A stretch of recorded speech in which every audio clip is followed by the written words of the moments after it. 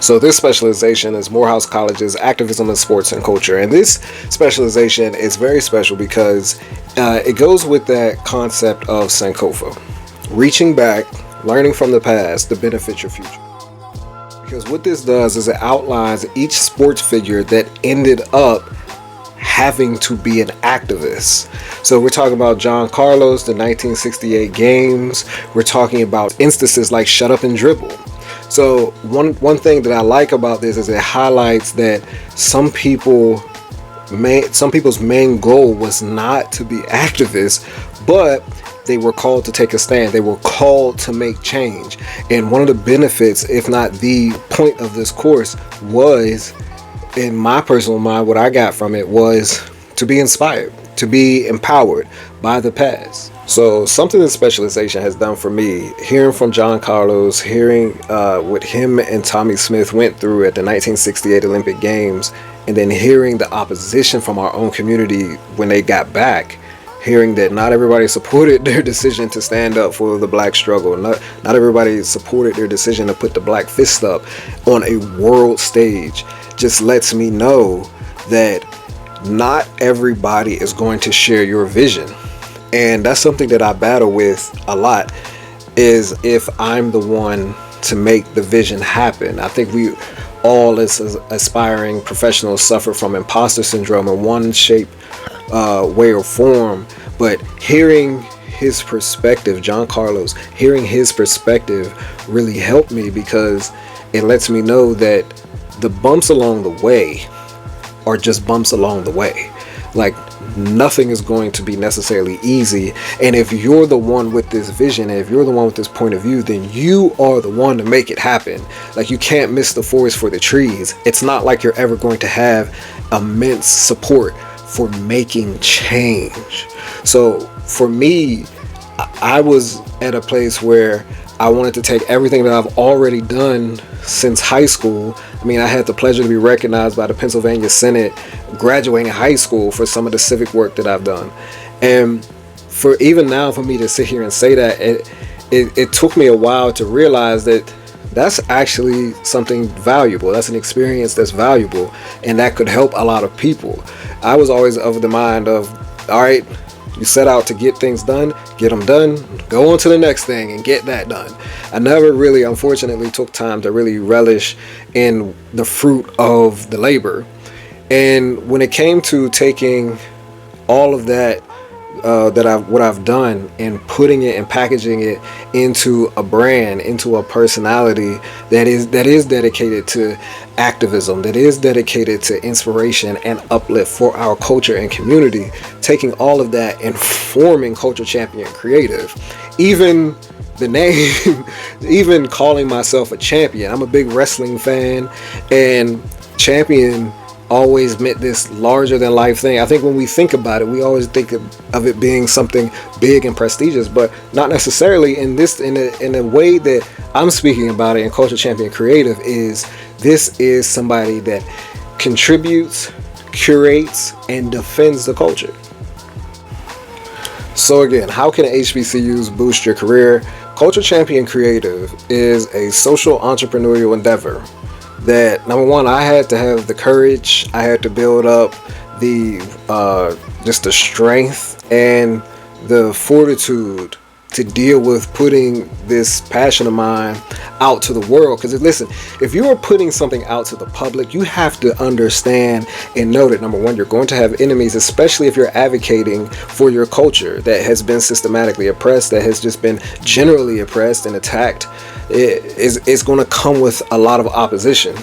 You have to know that if you're putting something out to the public, there's 1,000,000,001 opinions, and not all of them are going to agree with you. You have to know that you are putting some things in the limelight that might be special to you.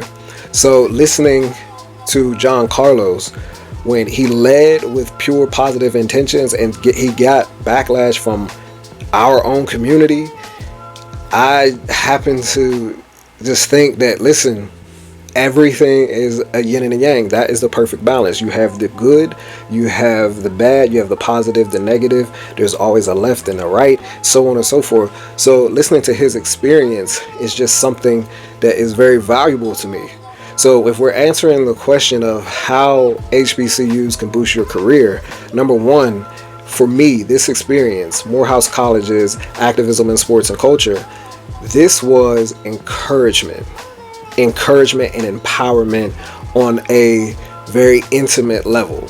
And I feel like if you are somebody who are in a position where you are thinking about change, or maybe you do something on the side and you want it to be bigger and you want to share it, this might help you. This might be the extra boost that you need. So once again, Morehouse College has put out a great product and is very needed to the culture, and especially to our culture champions. So making this, I really wanted to answer the question of how HBCUs can boost your career, because normally when we think of college and when we think of universities and the services that they give, we think of undergrad, we think of grad school, doctoral degrees and things like that. But HBCUs have, and many schools, but specifically HBCUs, have taken a point of providing specializations, and they can boost your career by, number one, they're taking these specializations boost your career by, number one, it shows that you have a determination and a dedication to get better in your field. But number two, they give you the select specific skills that you are going after. And Morehouse College's activism specialization did not necessarily give me a technical skill, because this is a course and a specialization that is more of a history lesson. But what this did was motivate and inspire me to do what it is that I envisioned to do.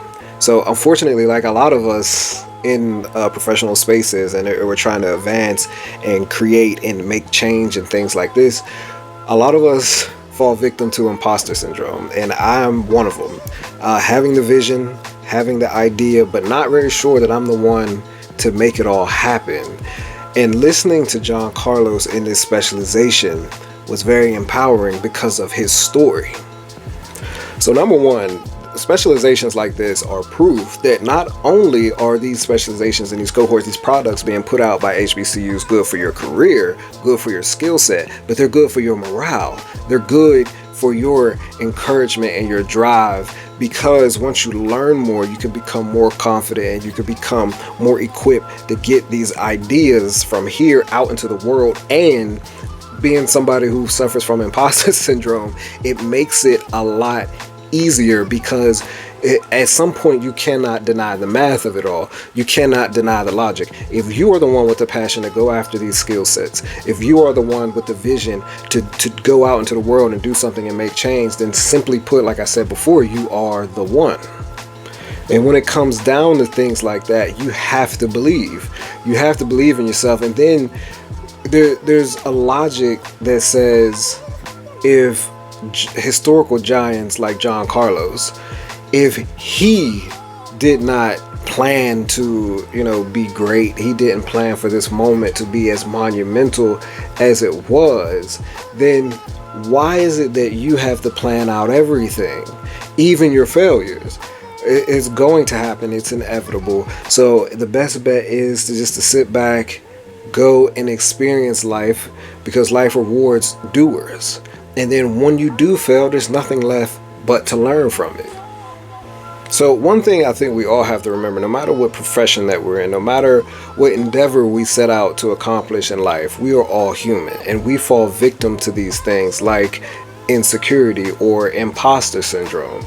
And I think one of the biggest benefits from a specialization like this is you are given an example, and it gives you time to come and sit with yourself. And this specialization and specializations like that are prime examples of how HBCUs can not only boost your career, but it can boost your morale, it can boost your confidence, and it can boost your overall trajectory into accomplishing the goal that you're setting out to do.